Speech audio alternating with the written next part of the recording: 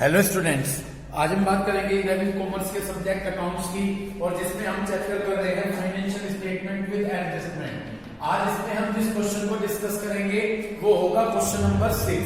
तो चलिए question number 6 start करते हैं। जब हम क्वेश्चन नंबर 6 स्टार्ट करेंगे तो पहले जो कॉमन आइटम्स हैं हम वो कॉमन आइटम्स की एंट्री कर लेते हैं। जैसे कॉमन आइटम सबसे पहले हम क्या करेंगे, सबसे पहले हम ट्रेडिंग, हमने फॉर्मेट बना लिया ट्रेडिंग और P&L अकाउंट को बैलेंस शीट का। सबसे पहले जो कॉमन आइटम्स है जैसे कि ट्रेडिंग अकाउंट में सबसे पहले लिखते हैं ओपनिंग स्टॉक। तो हमने लिखा ट्रेडिंग अकाउंट में ओपनिंग स्टॉक। यदि आप अपनी बुक पर जाकर देखें ओपनिंग स्टॉक दिया है कितना 75,000 रुपीज। तो हमने यहाँ पर लिख लिया टू ओपनिंग स्टॉक 75,000 रुपीज। यहाँ तक कोई प्रॉब्लम? इसके बाद हम फोकस करेंगे, देखिए परचेस और सेल्स है क्या, बिल्कुल है। परचेस और सेल्स के बाद फोकस कीजिए कि परचेस रिटर्न और सेल्स रिटर्न दिया गया है क्या, बिल्कुल। परचेस रिटर्न और सेल्स रिटर्न दोनों दिए गए हैं दूसरे कॉलम में लास्ट से थर्ड, ठीक है ना जी। तो यहाँ पर सबसे पहले हमने लिखा डेबिट साइड में टू परचेस। यदि हम बात करें परचेस की तो हमें यहाँ पर परचेस दिया गया है कितना, परचेस दिया गया है हमें 8 लाख दिया गया है, परचेस 8 लाख। इसमें से हम क्या माइनस कर देंगे 8 लाख में से, परचेस रिटर्न। तो हमने माइनस कर दिया परचेस रिटर्न। यदि आप जाकर देखें तो परचेस रिटर्न रिटर्न आउटवर्ड के नाम से है, मिल गया रिटर्न आउटवर्ड 6,000 रुपीज। तो हमने 8 लाख में से 6,000 रुपीज माइनस कर दिए। तो जब 8 लाख में से 6,000 गए तो ये बचेगी 7,94,000 रुपीज। यहाँ तक कोई आपको दिक्कत? इसके बाद हम इधर की साइड क्रेडिट साइड में सेल्स लिख लेंगे, है ना, और सेल्स में से क्या माइनस कर देंगे, सेल्स रिटर्न। तो हमने क्रेडिट साइड में गए, क्रेडिट साइड में जाकर हमने लिखा बाय सेल्स। यदि आप फोकस करें बाय सेल्स, सेल्स की अमाउंट दी गई है 12 लाख। कितनी दी गई है, सेल्स की अमाउंट दी गई है 12 लाख। 12 लाख में से माइनस कर दिया हमने सेल्स रिटर्न। ओके, तो सेल्स हमारी है 12 लाख, 12 लाख में से हमने माइनस कर दिया सेल्स रिटर्न। यदि हम बात करें सेल्स रिटर्न की तो आप फोकस कीजिए, सेल्स रिटर्न दिया गया रिटर्न इनवाल के नाम से 7,500 रुपीज।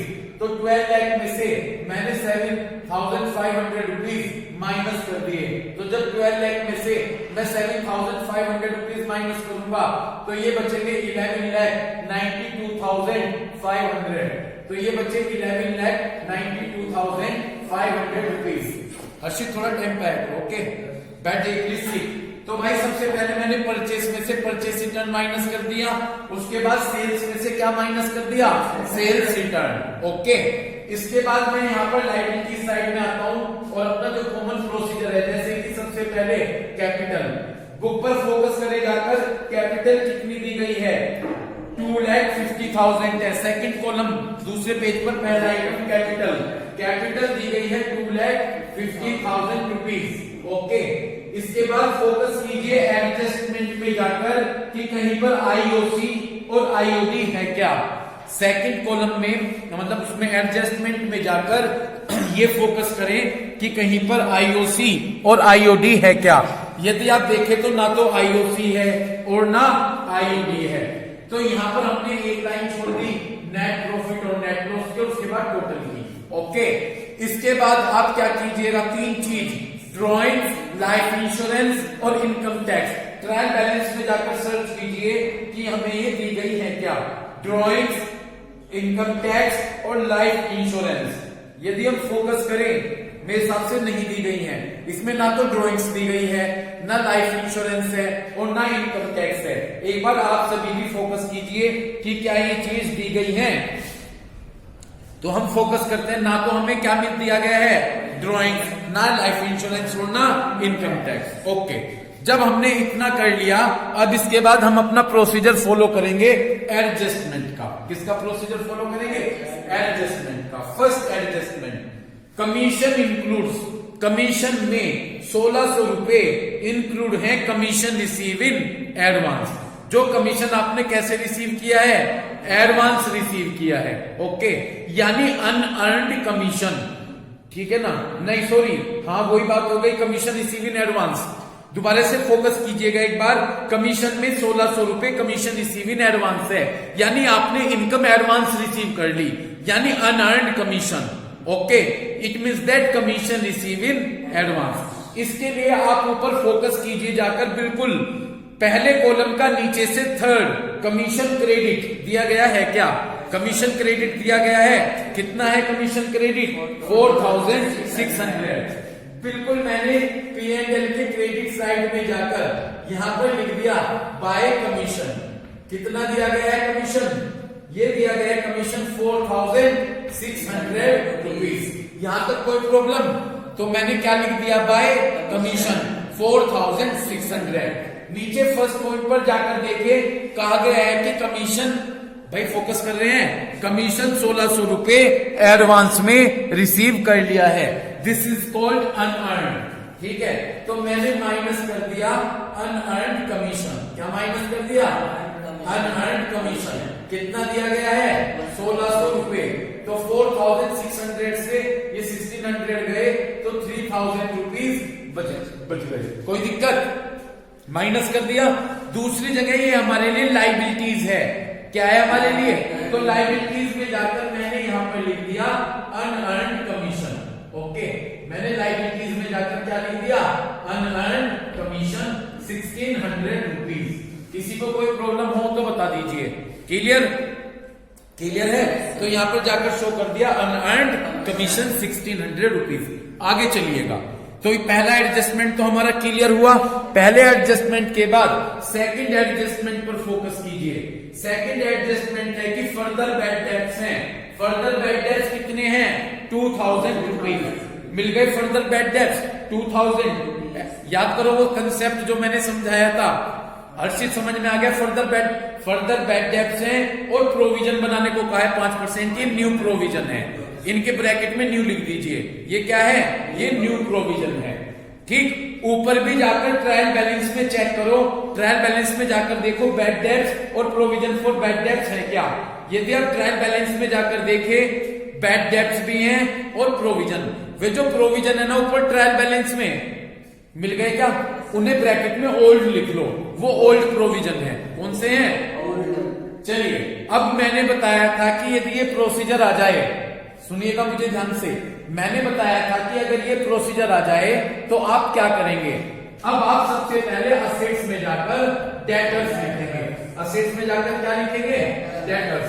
ऊपर जाकर देखो ट्रायल बैलेंस का दूसरा कॉलम, दूसरे कॉलम का फर्स्ट आइटम डेटर्स दिए गए हैं 82,000। मिल गए सभी को? ठीक, डेटर्स हैं 82,000। इसमें से माइनस कर दीजिएगा FBD, further bad debt. Clear? कितने हैं further bad debt? 2000। Very good. तो हमने इसमें से 82,000 में से 2000 रुपीज फर्दर बैड डेट, ये माइनस कितने बचे? कोई प्रॉब्लम आ रही है यहाँ पर? ओके, क्लियर है? तो डेटर्स लिखा, डेटर्स में से FBD माइनस कर दिया। उसके बाद जो एडजस्टमेंट में प्रोविजन कहा गया है, हर्षित कितने % कहा गया? 5%। वो हमारा न्यू प्रोविजन है। क्या है हमारा वो? New provision. उसे माइनस कर देंगे, minus new provision. Okay, new provision कितने % कह रहे हैं? 5। इस 80,000 का 5% जब निकालेंगे 4,000 का जाएगा, और 80,000 में से 4,000 माइनस करके ये बचेंगे 76,000 रुपीज। यहां तक कोई दिक्कत? तो इस तरह से हमने फर्स्ट स्टेप अपना कैलकुलेट कर लिया। हमने डेटर्स 80,000 है, 80,000 में से पहले FBD माइनस कर लिया। FBD कितना था हमारा? 2000। तो 82 से 2 गए, 80 बचे। फिर हमने न्यू प्रोविजन माइनस किया। इस 80,000 का 5% 4,000 घटकर कितने बचे? 76,000 बच गए। यहां तक क्लियर? ये तो था मेरा पहला स्टेप। दूसरा स्टेप मैं यहां पर करूंगा। ये मेरा वर्किंग नोट मान लीजिएगा, फिर बाद में रेस कर दूंगा। ओके, वर्किंग नोट स्टार्ट करूं? किसी के याद है क्या करते हैं? Bad debts. मुझे देखिएगा, पढ़ाई कीजिए घर पर जाकर। बैड डेट्स ट्रायल बैलेंस वाले। कौन से वाले? मैं ही आपकी हेल्प के लिए लिखता हूं बैड डेट्स ट्रायल बैलेंस। ऊपर जाकर देखिए ट्रायल बैलेंस में बैड डेट्स कितने हैं?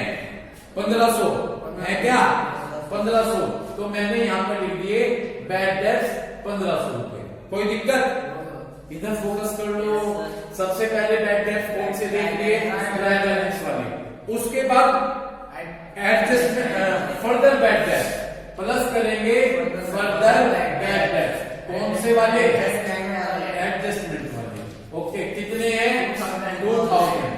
ओके उसके बाद प्लस करेंगे न्यू प्रोविजन, क्या प्लस करेंगे न्यू प्रोविजन। ठीक न्यू प्रोविजन कितने 4000। ओके इनका टोटल कर लिया 7500।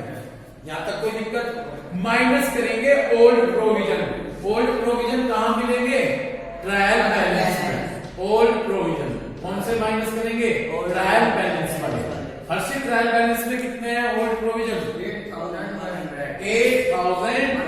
चलो माइनस वाला भी केस आ गया। ठीक 7500 से 8100 माइनस तो माइनस के 600 आ जाएंगे। आ गए। मैंने बताया था कि यदि माइनस आ जाए तो P&L के क्रेडिट साइड में लिखेंगे। समझ में आ गई बात भाई आपके। ठीक है तो इस तरह से आपने देखा, आपने ये प्रोसीजर कर लिया। बैड डेब्ट्स आपने लिखे ट्रायल बैलेंस वाले। जो बैड डेब्ट्स ट्रायल बैलेंस वाले हैं वो हैं कि 1500। ओके ये प्रोसीजर बहुत ध्यान से समझना। तो हमने बैड डेब्ट्स लिए ट्रायल बैलेंस वाले 1500 प्लस किया फर्दर बैड डेब्ट्स कौन से, एडजस्टमेंट वाले। ये रहे एडजस्टमेंट वाले 2000 रुपीज। फिर हमने क्या किया, प्लस करें न्यू प्रोविजन, ये रहे 4000।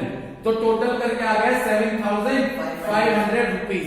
माइनस करे कौन से, ओल्ड प्रोविजन। Old provision 8100। तो माइनस क्या आ गया, माइनस के आगे तो कहां लिखेंगे, क्रेडिट में। अब देखिए कैसे लिखेंगे। पहली बार है आपके लिए केस ये, तो ध्यान से समझिएगा। उल्टे लेकर चलिए यहां से। जब माइनस के बचे तो जब यहां पर लिखेंगे यहां से स्टार्ट कीजिएगा लिखना। ओके सबसे पहले हम लिखेंगे बाय ओल्ड प्रोविजन। ओके कितने हैं ओल्ड प्रोविजन 8100 और माइनस कर दीजिए तीनों चीज, बैड डेब्ट्स, एफबीडी और न्यू प्रोविजन। समझ गए।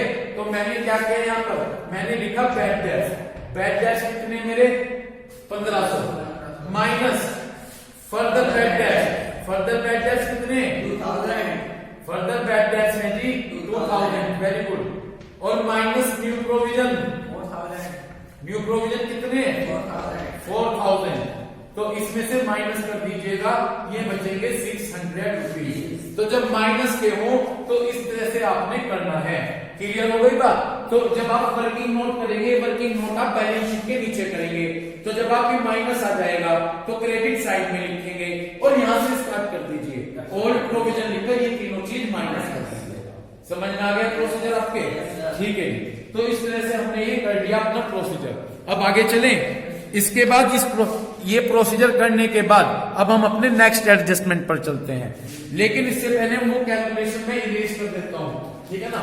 ये कैलकुलेशन इरेज कर देता हूं। ये तो मैंने आपको समझाने के लिए अपना वर्किंग नोट किया था भाई। आपके यहां तक ये पॉइंट क्लियर हुआ। अब हम अपने नेक्स्ट एडजस्टमेंट पर फोकस करते हैं।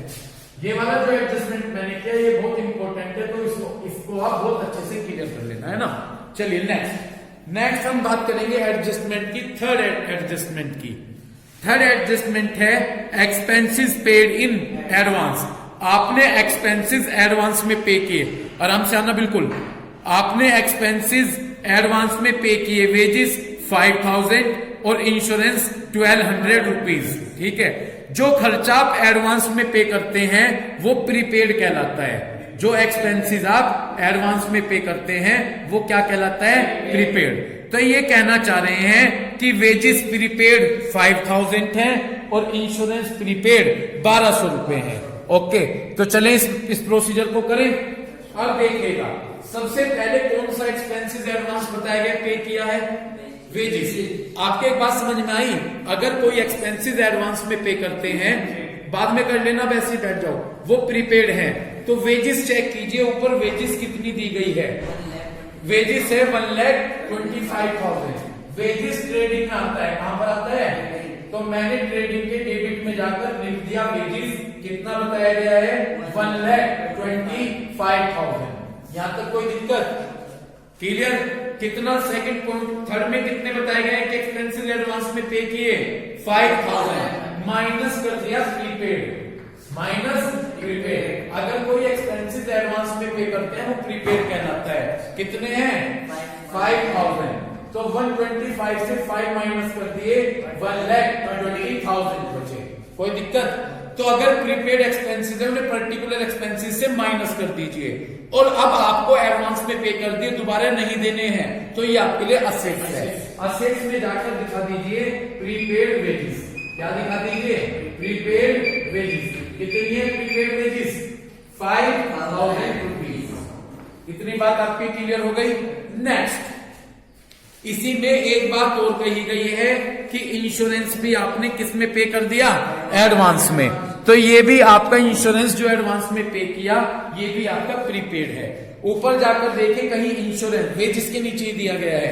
वेजेस के नीचे इंश्योरेंस कितना है 8,400 रुपीज। तो मैंने यहां पर लिख लिया इंश्योरेंस P&L का खर्चा है। किसका खर्चा है?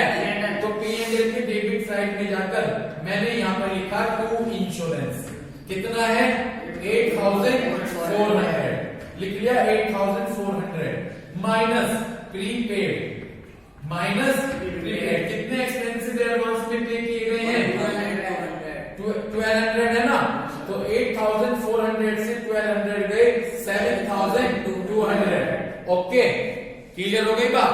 दूसरी जगह पर ये असेट्स में आएगा। कहां पर आएगा असेट्स में। तो मैंने असेट्स में जाकर लिख दिया प्रीपेड इंश्योरेंस।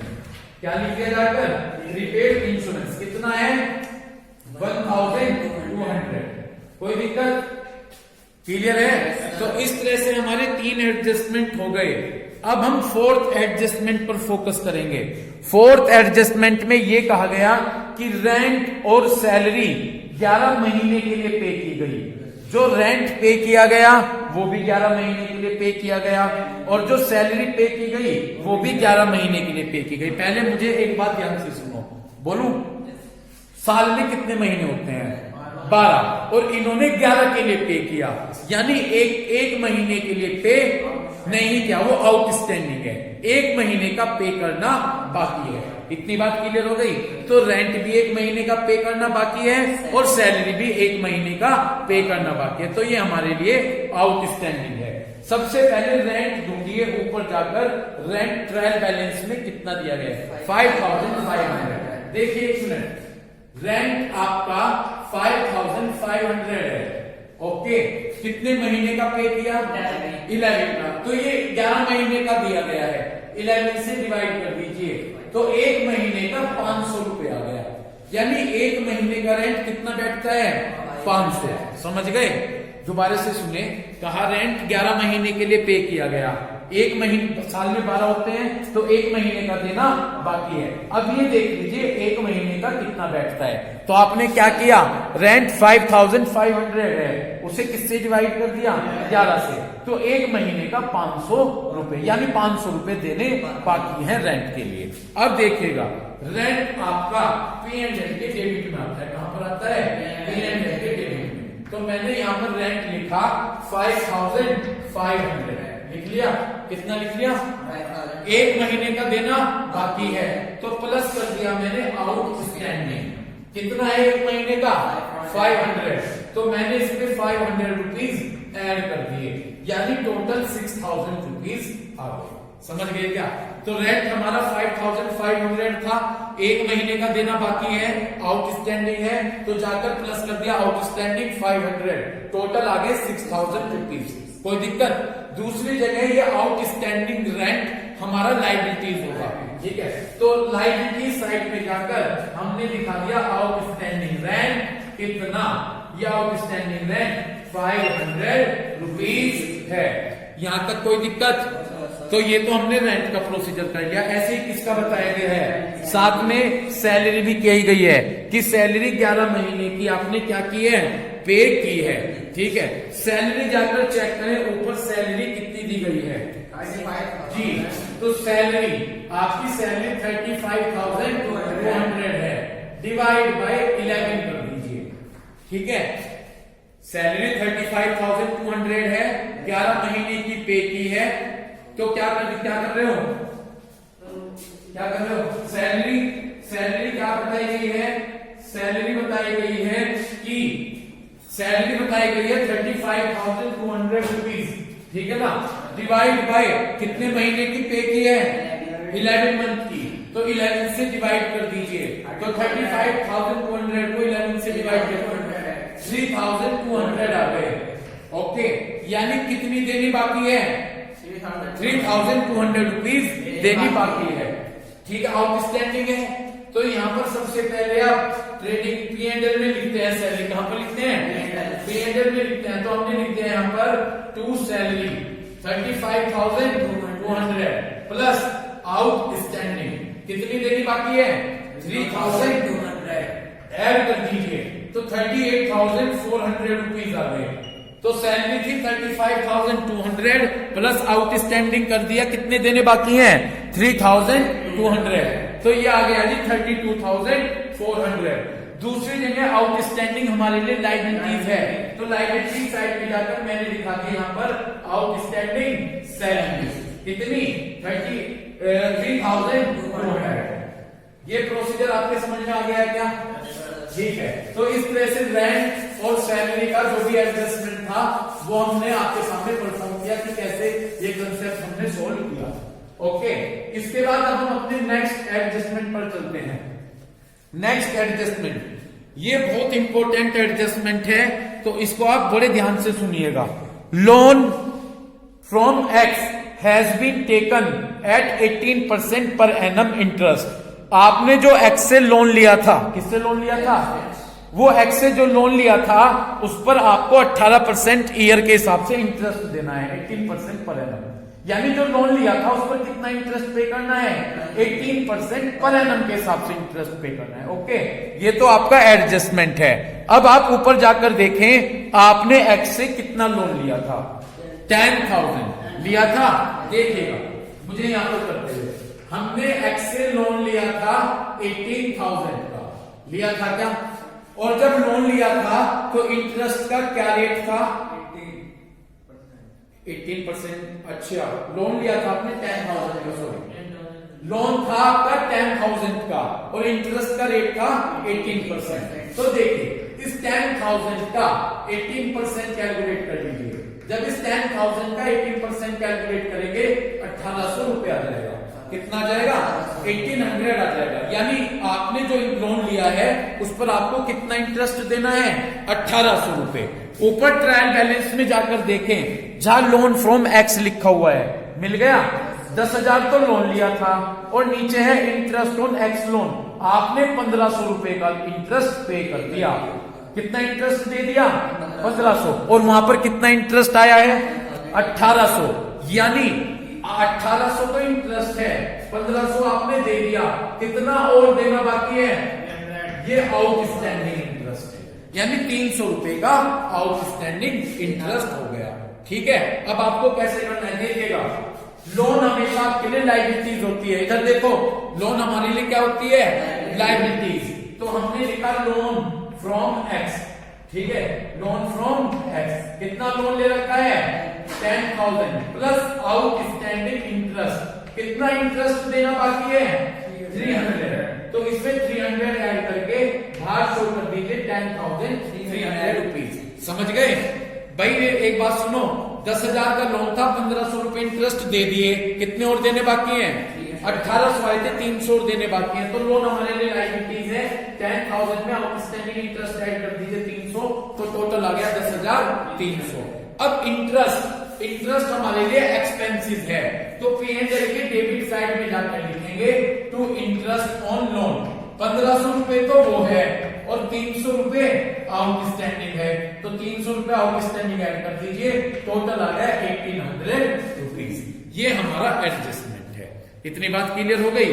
तो सबसे पहले तो लायबिलिटी साइड में जाकर आपने एक्स लोन लिख दिया 10,000, कितना देना बाकी है, 300, तो आपने प्लस कर दिए 300 रुपए, 10,300 आ गए। इधर आपने क्या किया, इंटरेस्ट खर्चा है 1,500 और कितने देने बाकी हैं, 300, तो टोटल हो गए 1,800 रुपए। इतनी बात आपकी क्लियर हो गई? तो इस तरह से एडजस्टमेंट करने के बाद ये मैं बता देता हूं, ये मैंने आपको वर्किंग करके दिखाई थी। ठीक है। तो बस इस लेसन में हम यहीं तक के एडजस्टमेंट करेंगे, बाकी मैं आपको नेक्स्ट लेसन में क्लियर करूंगा इस क्वेश्चन को, ठीक है। तो यहां तक उम्मीद करता हूं वीडियो देखकर आप अच्छी तरह से सीखेंगे। Thank you.